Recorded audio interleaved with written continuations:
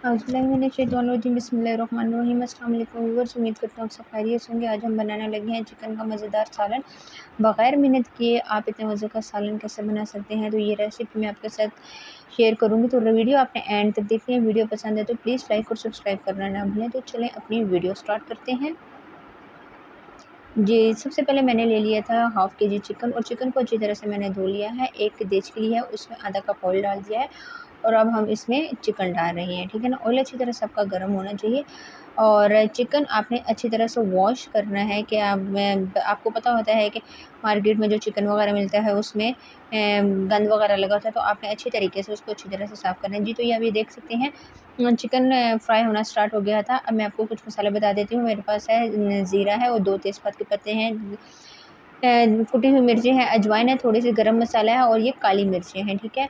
सबसे पहले देख सकते हैं कि कलर कितना अच्छी तरह से चेंज हो गया था, माशाल्लाह से बहुत ही खूबसूरत कलर लग रहा था। चिकन को आपने बहुत अच्छी तरह से रोस्ट करना है। अब इसमें 1 चम्मच भर के अदरक लहसुन का पेस्ट डाल दूँगी, और ये जो मेरे पास मसाले पड़े हुए थे सारे, ये पहले हम ये शामिल करेंगे। शामिल करने के बाद अच्छी तरह से अब आपने इसको मिक्स करना है कि मसाले इसके साथ लग जाएँ, और जो अदरक लहसुन का पेस्ट डाला है उसकी खुशबू आना स्टार्ट हो जाए।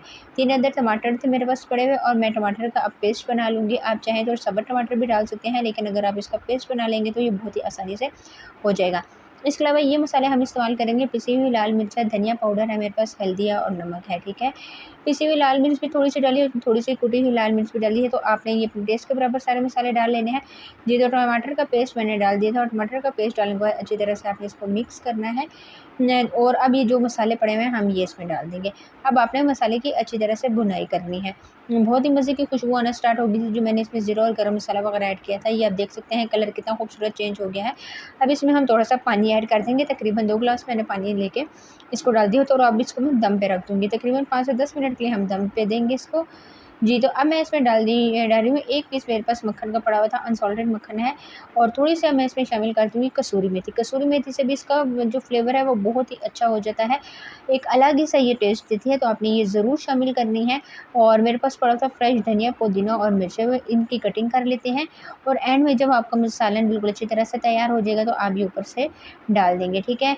जी, तो सालन बहुत ही अच्छी तरह से तैयार हो गया था। चूल्हे की फ्लेम मैंने ऑफ कर दी थी, और ऊपर से हम अब हरा धनिया वगैरह डाल रहे हैं। ये इसकी फाइनल लुक है। बग़ैर मेहनत किए बहुत ही जल्दी से आप ये रेसिपी बना सकते हैं। अचानक आपके घर मेहमान वगैरह आ गए, तो आपने ये रेसिपी ज़रूर ट्राई करनी है। ट्राई करके अपना मुझे बताना है। आज के लिए इतना ही। इंशाल्लाह नेक्स्ट वीडियो में मुलाकात होगी, तब तक के लिए अल्लाह हाफ़िज़।